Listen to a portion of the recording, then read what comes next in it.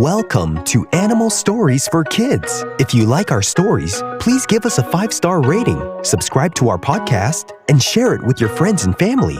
Plus, check out exclusive show-related content and join the community at patreon.com/Animal Stories for Kids.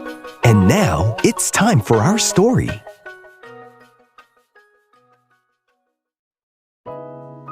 Once upon a time, there was a Barnevelder named Tess. Tess the Barnevelder lived in a sunny backyard at the edge of a small town. Her feathers were deep brown with shiny black edges. They shimmered like bronze in the light, and Tess knew she was quite a sight. Barnevelders are a calm and friendly breed of chicken from the Netherlands. They lay lovely dark brown eggs and enjoy roaming around, scratching in the dirt for tasty bugs, and eating seeds. And Tess the Barnevelder? She was all that and more. Confident, curious, and just a little dramatic. Each morning, Tess strutted out of the coop with a stretch of her wings and a little hop. She checked the compost bin, walked through the garden path, and gave the kale patch a glance. Sometimes she scratched around the mint plants, even though the scent made her sneeze. One morning, as Tess the Barnevelder took her usual walk along the garden fence, she overheard the humans talking. "We'll be gone for the weekend," said one of the humans. "I topped off the feeder and filled the water. The chickens should be fine." Tess paused mid-step. It seemed as if the humans were going to leave. But then, who would scatter sunflower seeds in the fun places? Who would read books out loud near the coop like the little human usually did? Tess the Barnevelder liked her daily routine. Chickens do. But Tess wasn't just any chicken. She had a big imagination and a taste for adventure. That night, while the others nestled down quietly in the coop, Tess the Barnevelder had a plan.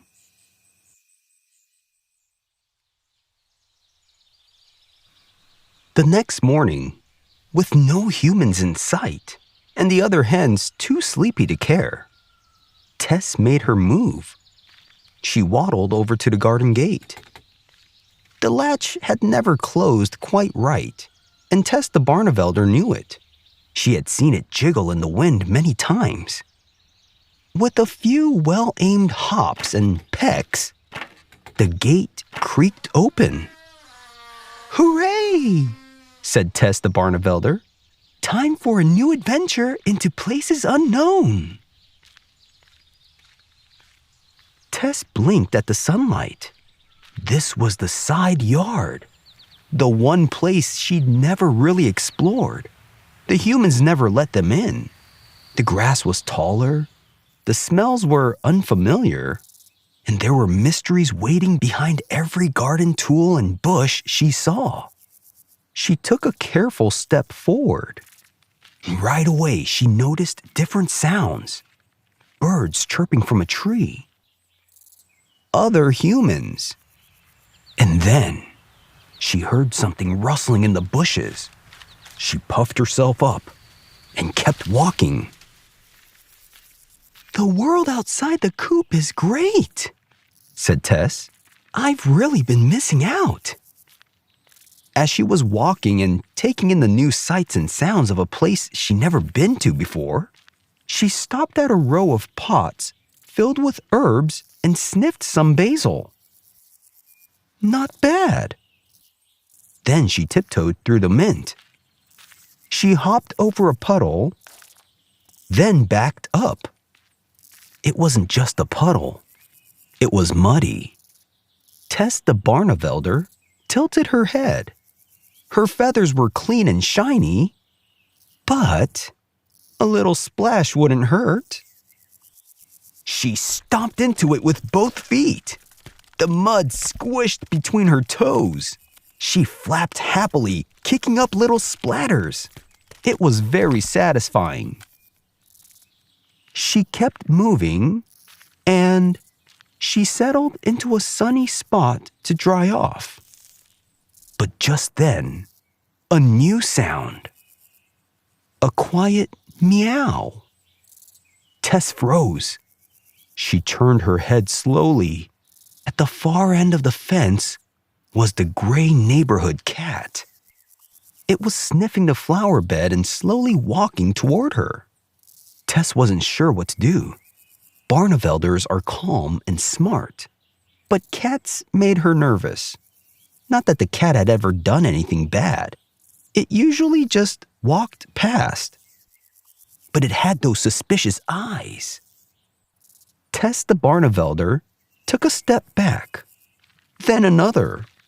The cat paused and looked at her, twitching its tail.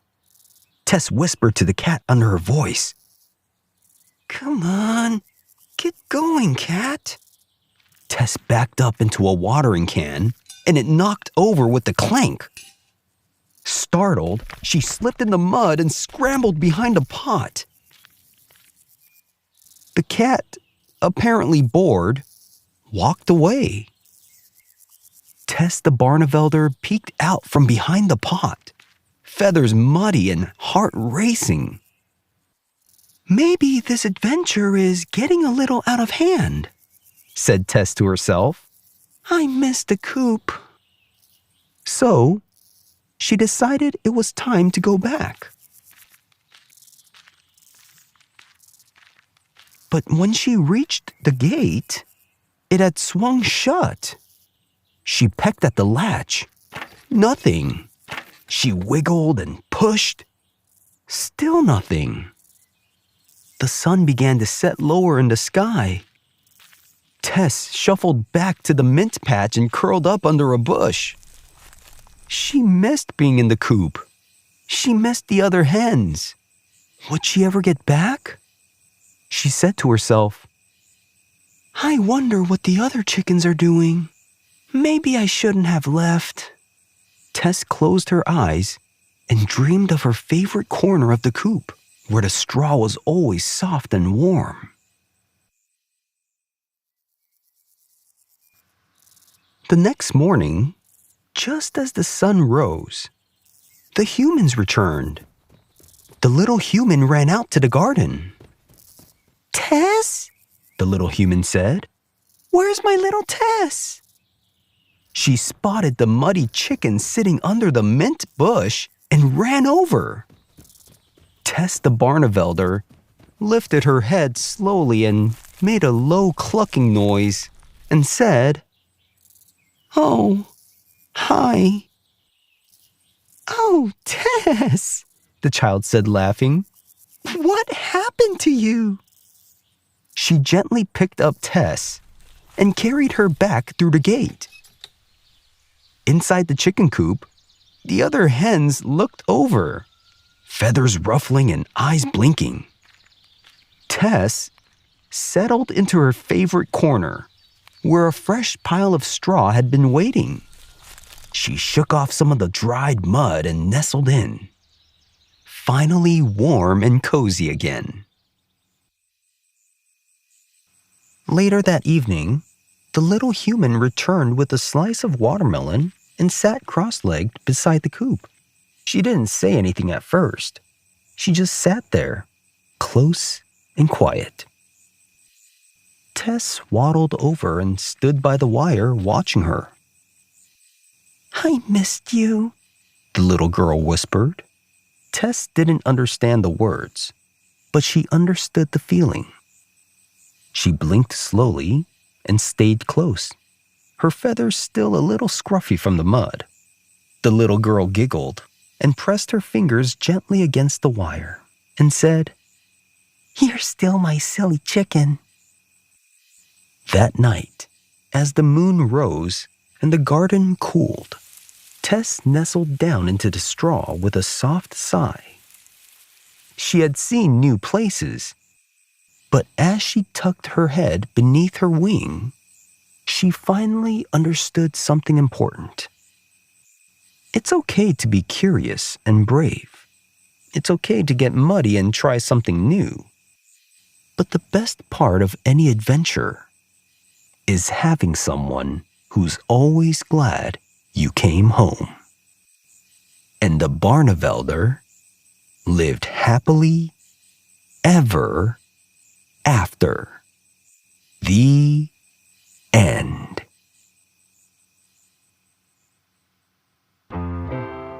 The Barnevelder is a chicken breed that comes from Barneveld, a town in the Netherlands. It was created over 100 years ago by mixing local Dutch chickens with chickens from Asia, like the Longshan breed. People wanted a chicken that could lay eggs even in the winter, and that's exactly what Barnevelders can do. Barnevelders' feathers are brown with double black edges. The hens are medium-sized, around 5 to 6 pounds, and roosters are slightly bigger. Barnevelders have yellow legs and feet, bright orange eyes, a red comb on top of their head, and red earlobes. Barnevelder hens lay nice big medium to large brown eggs, about 150 to 200 eggs each year. Some can have very dark chocolate brown colored eggs, others are lighter brown, and eggs usually get lighter over time. Barnevelders often keep laying eggs in the winter when other chickens take breaks. Barnevelders are calm, friendly, and gentle, and they're great with kids and families. Barnevelders are smart, and they can learn names and may follow people around. Barnevelders don't fly much. They only have short flaps. Barnevelders love foraging, which means scratching for bugs and seeds outside, and they like taking dust baths to keep clean. Barnevelders can live long, around 7 years, but can even reach up to 12 to 15 years with good care. Barnevelders can be tough in cold weather, but they can't do extreme heat. There are several types of Barnevelders, and they're mostly grouped by feather color variety.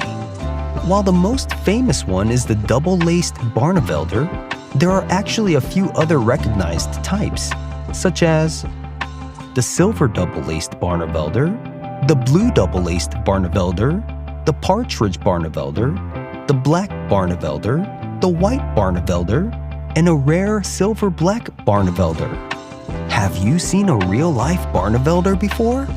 If you have, where did you see it? If you want to write to us, ask your parent to email us at animalstoriesforkids@gmail.com and tell us what you think of our stories. We would love to hear from you. Thanks for listening to Animal Stories for Kids. If you like our stories, please give us a 5-star rating, subscribe to our podcast, and share it with your friends and family. Plus, check out exclusive show-related content and join the community at patreon.com/animalstoriesforkids. Until next time, bye!